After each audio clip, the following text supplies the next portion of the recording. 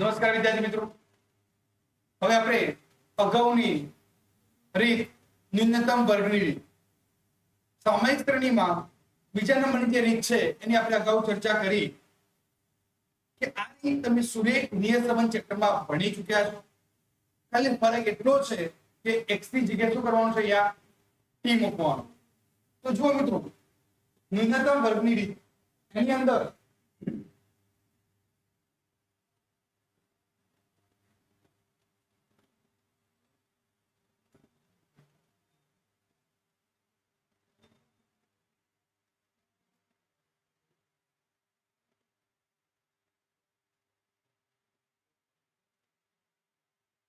મિત્રો model yt plus alpha plus beta plus u આપણે અગાઉ ચર્ચા કરી લીધી. અહીંયા જે છે સૂત્ર જોવાનું, એક જ સૂત્ર છે b મેળવવા માટે. તમે નિયત સંબંધ સુરેખ નિયત સંબંધ ચેપ્ટરમાં શું કરતા, a ગુણ્યા સિગ્મા x હોય તો ત્યાં શું આવશે, py માઈનસ સિગ્મા t ત્યાં શું હતો, સિગ્મા x હતો ગુણ્યા સિગ્મા y છેદમાં n ગુણ્યા sigma t square minus sigma t કૌંસમાં. ત્યાર પછી તમે શું કરતા હતા, a બરાબર y બાર માઈનસ b d બાર આવશે, ત્યાં x બાર હતો અને y કેપ બરાબર a પ્લસ b પેલામાં શું હતો, x હતો, અહીંયા તો આવશે t વર્ષ ઉપર t સુધી આવડશે. આ ફોર્મ્યુલા વાપરવાનો છે, ચોક્કસ માપ કરી આપશે. આના ન્યૂનતમ વર્ગની રીતના ગુણ અને મર્યાદા. તો આ સંપૂર્ણ રીત ગાણિતિક હોવાથી ભવિષ્યના અનુમાન વ્યક્તિને સાપેક્ષમાં બદલતા નથી, ચોક્કસ માપ મળે છે. તેની આપેલ દરેક કિંમત માટે બલનનું અનુમાન આ રીતથી મેળવી શકાય છે. તમને 2 કે 3 ગમે તેટલા t આપ્યા હોય અલગથી અનુમાન કરવાનું કરી શકાશે. અને સમીકરણથી મેળવવામાં આવતી હોવાથી વચગાળાના સમય માટે પણ બલનનું અનુમાન મેળવી શકાય, અધવચ્ચેનું પણ મેળવી શકાય. બલન શોધવા માટે લાંબી ગણતરી કરવી પડે છે, જ્યારે આલેખમાં આલેખ દોરીને જ ખબર પડી જાય છે. આમાં ગણતરી કરવી, વક્રનું યોગ્ય સ્વરૂપ અને તેની અનુરૂપ સમીકરણનું અન્વયોજન ન કરવામાં આવે તો મેળવેલ કિંમતોમાં વિશ્વસનીયતા ઓછી હોય છે. આ યાદ રાખજો. ક્યારે વિશ્વસનીયતા ઓછી થાય કે તમારું વક્રનું યોગ્ય સ્વરૂપ અનુરૂપ સમીકરણ અન્વયોજન ન કરવામાં આવે. જો તમે ટી ખોટો મૂક્યો અથવા ટીનું જે અનુમાન કર્યું, તમે 10 ની ગેપ હોય, 1-2 વર્ષ છોડીને આપેલા હોય, બતાવું તમને જ્યારે ટી શોધવા y કેપ શોધવામાં ટી લખવામાં વિદ્યાર્થી મિત્રો કેટલા ભૂલ કરે છે. સિરીઝ આપી હોય 2011 12 13 14 15 અને તમે 1 2 3 4 5 લખી દીધા 2011 2015 અને તમે પૂછ્યા 2018 તમે ત્યાં ટી 6 મૂકી દો, ખોટું પડે. ત્યાં કેટલા આવે, 18 પૂછાયું છે, 8 આપો. તો ત્યાં જો તમે ટી 6 મૂકી દીધો તો તમારું અનુમાન ખ્યાલ આવી ગયો. ચલો હવે આપણે આની ગણતરી કરીએ. તો જુઓ, પેલા એક દાખલો બતાવું, પછી આપણે આમ દાખલો ચલાવું છું. તો દાખલાની ગણતરી જુઓ, વર્ષ ઉપરથી અહીંયા ટી શોધે છે, વર્ષ ઉપરથી આ ટી મેળવી લીધો, y તમને આપેલા છે, સીધો ટી નો સ્ક્વેર કરી દીધો અને આ બંનેનો ગુણાકાર અહીંયા કરી દો છું. 31 ગુણ્યા 1 31 35 70 39 ગુણ્યા 3 આ રીતે ગુણાકાર. એનો શું કરે, સરવાળો, બધાનો સરવાળો કર્યો. પછી તમે મિત્રો જે રીતે x બાર શોધતા હતા એ રીતે આપણે જુઓ, x બાર શોધતા હતા, અહીંયા t બાર શોધ્યો, y બાર શોધ્યો, 190 ભાગ્યા 5 કિંમતો. પછી તમે b ના સૂત્ર પરથી તમે આ b શોધી કાઢો છો. b શોધ્યા પછી a y બાર અને t બાર ઉપરથી અહીંયા a અને y કેપ. હવે y કેપ મેળવવાનો છે, અહીંયા ધ્યાન આપો, તમને બધાને આવડે છે. પણ y કેપ ની અંદર t, તો પહેલામાં તમે ડાયરેક્ટ કિંમત લખેલી હતી નિયત બંધારણમાં, અહીંયા તેની કિંમત જુઓ.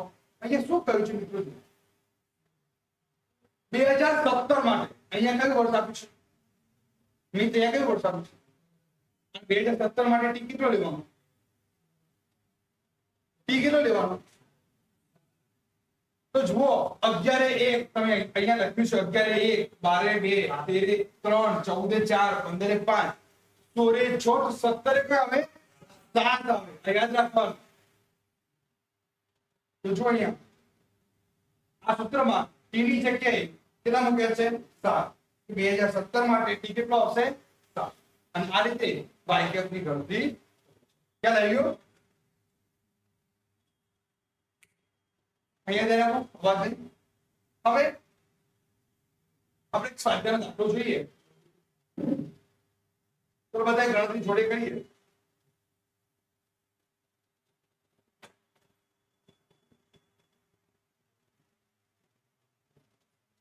સ્વાધ્યાય 4.1 કાઢો.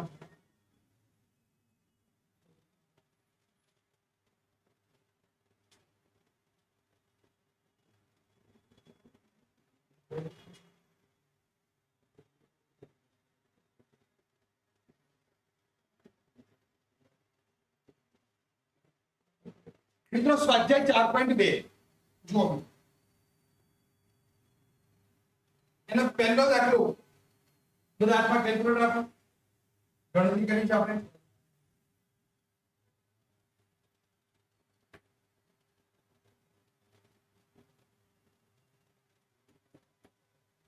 પહેલો દાખલો 4.2 એમાં તમને વર્ષ આપેલા છે. તો વર્ષ ઉપરથી આપણે સિરીઝ લખી રહીએ 1 થી શરૂ કરીને તો વર્ષ કેપ પદ્ધતિ બોલો તો 1 2 3 4 5 6 7 1 2 3 4 5 6 અને 7. મૃત્યુ દર y લખવાનો કેટલો છે 7.6 6.9 7.1 7.3 6.9 6.9 7.2 રહી ગયા 7.3 પછી 7.2 6.9 અને બધાનો સરવાળો આનો સરવાળો કેટલો 49.9 આનો સરવાળો 28. હવે t બાર સુધી કાઢીએ સિગ્મા t upon n 28 ભાગ્યા 7 કિંમત 4 y બાર સુધી કાઢીએ સિગ્મા y upon n 49.9 ભાગ્યા 7.13. હવે t કેપ સુધી કાઢો t સ્ક્વેર અથવા t બાર કરી દેજો. y t કરવો હોય તો ચલો ગુણાકાર કરો 7.6 13.8 21.3 29.2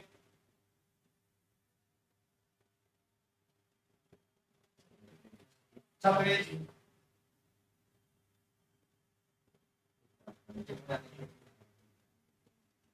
કેટલા 41.4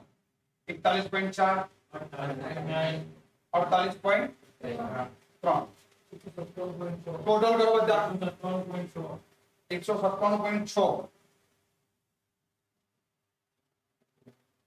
2 square 4 3 square 9 4 square 16 5 square 25 6 square 36 7 square 49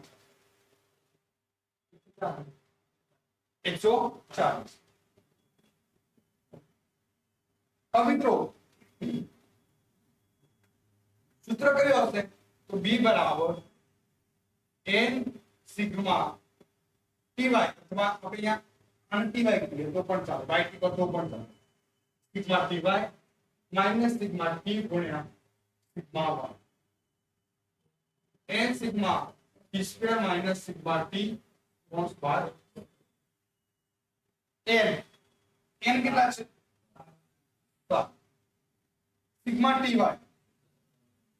197.6 sigma t 28.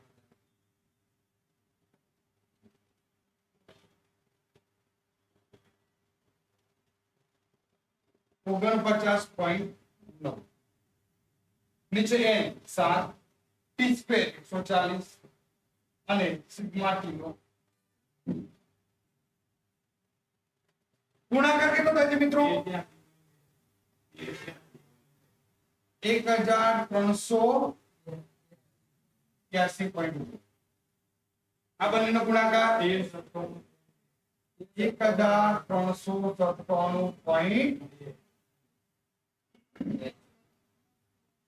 આનો કેટલા 980 અને 700 ઉપરની બાદબાકી કેટલી થાય છે -14 નીચે 124 ભાગાકાર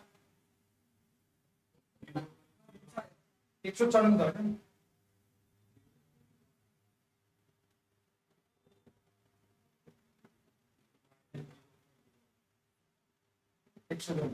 जीरो पॉइंट जीरो अलग अलग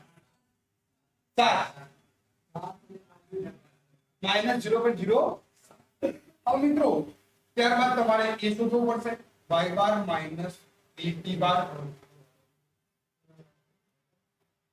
y બાર કેટલો છે 7.3 b -0.04 અને t બાર 4 7.3 માઈનસ માઈનસ પ્લસ થઈ જશે માઈનસ માઈનસ શું થશે તો આ બંનેનો ગુણાકાર 0. સરવાળો કરો 7.3 મેળવો તો y કે બરાબર a plus dt A 7.41 plus b minus આવે છે 0.07 હવે અહીંયા 2017 માટે કયું આવશે ટી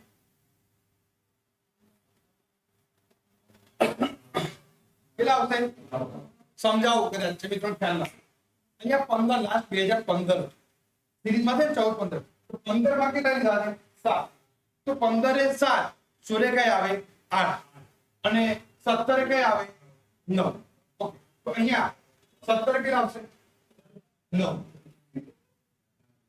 7.41 7.41 આ બંનેનો ગુણાકાર કેટલો આવશે બંનેનો ગુણાકાર આ બંનેનો ગુણાકાર કેટલો આવશે 0.8 પણ કેવો જવાબ આવશે -0.63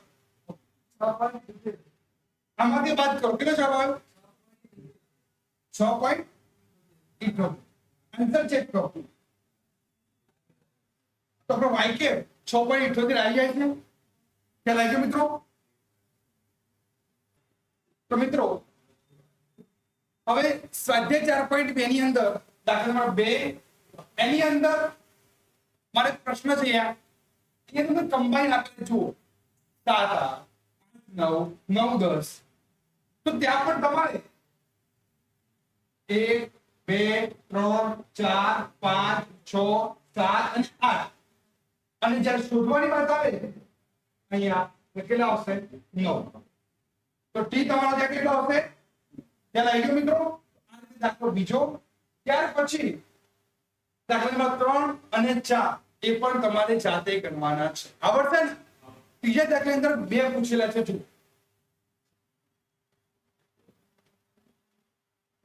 અહીંયા 2016 અને 2017